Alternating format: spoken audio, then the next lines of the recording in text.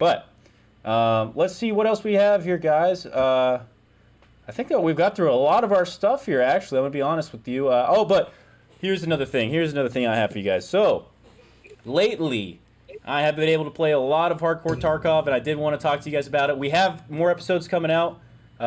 Episode 3 is just about ready. Going to be getting that up very, very shortly. And we have episode 4, episode 5 all in the works. We're going to be streaming those up on Twitch. So definitely stick around here in the future. Pay attention. We'll keep you guys updated on when the episodes will be coming out on Twitch. But they will all be posted to YouTube afterwards too. But it's really fun, actually. It's been really interesting. Whole different style of game. It is a really interesting experience, especially given how the economy is right now, the state it's in. Some people like to say that the economy's fine, and some people are really, really upset about it. I don't know. I'm kind of in the middle. I do think I've experienced other wipes, and the economy's never been like this before. People have more stuff than they've ever had before. And it's kind of fun. Like, I am enjoying getting to use a lot of the equipment I never used that much because it was so expensive. But I don't know. I haven't decided if it's good or bad or whatever. But what I wanted to say when it comes to hardcore Tarkov, I just completely removed the economy from the equation. It doesn't even matter. Because the thing about hardcore Tarkov, let me explain the rules to you guys. I'm following Peshli's rules right now for his hardcore season 5. I'm following those same rules. We are liable to change them if we don't like something, but we'll keep you guys posted. But essentially, you can't use the trader. You can't buy things from traders, and you can't buy things and sell things on the flea market. You can sell stuff to traders, and you can use the trader barters. So I can find items in raids, like toilet paper, and trade it to a trader for something else. And you can also build things in your hideout. So money that you get from selling to traders, basically the only use for it is building hideout stuff. And in there you can craft and turn things into other things. And it's been really interesting, guys. I've had a lot of fun with it. It sounds really, really punishing, and it is. You also have to delete everything that you own at the very beginning. So you have to start with nothing. No scabbard, no money. The only thing you have is an alpha container. And in the alpha container, you can only put keys. You can't put anything else. So it kind of adds some of these features that we've been discussing, just in the sense that it limits what I can do. This whole in-raid container thing, I just can't even do that. So it's not for everybody, but it's just for me. And it's really interesting though, because it makes the game feel more like a battle royale almost, battle royale-esque style. And when I say that, it's just because everything that I use, I've found.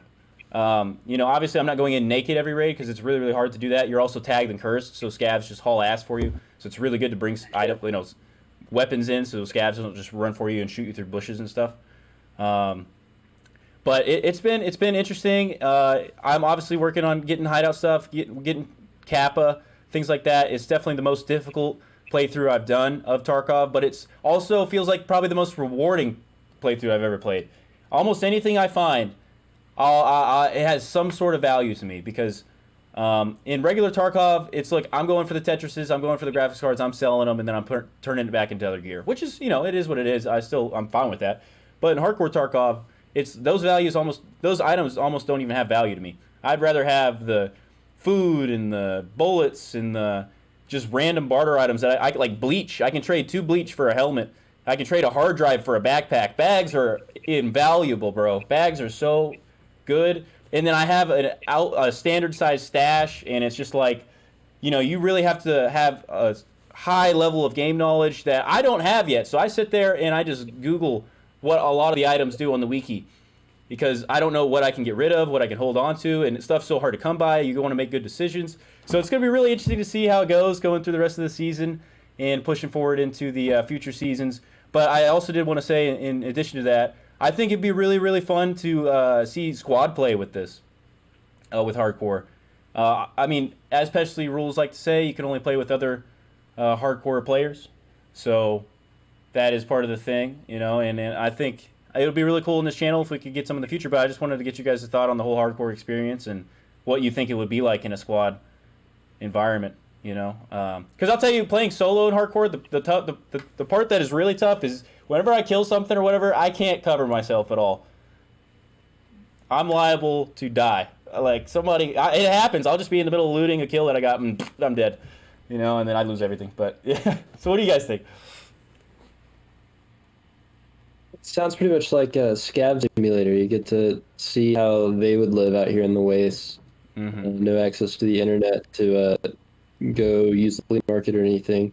No access. So like that's cool, and I've always been hardcore player and other things, so that's fun. Like I did RuneScape hardcore for a hot minute, and you just feel so much more self-satisfied knowing nobody else is taking your accomplishments. It's all you there. And duoing, it's definitely probably a better peace of mind, knowing somebody else is going through these hardships and struggles with you. Probably make it a lot easier too.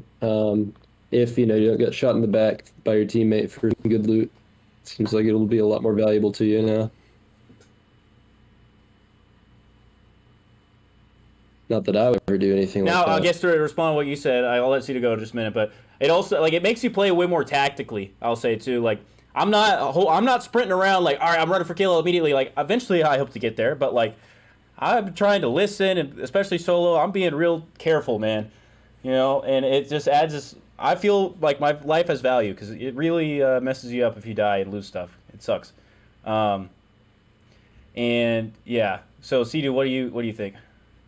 Yeah, I think it's neat, man. I mean, if you're really letting yourself at the mercy of the Tarkov gods, you'll find yourself using a lot of stuff you would never used, in the first place. Who knows? Maybe you'll find some kind of value out of like a night vision scope or, some like random, attachment that you never usually put on because it's not like meta.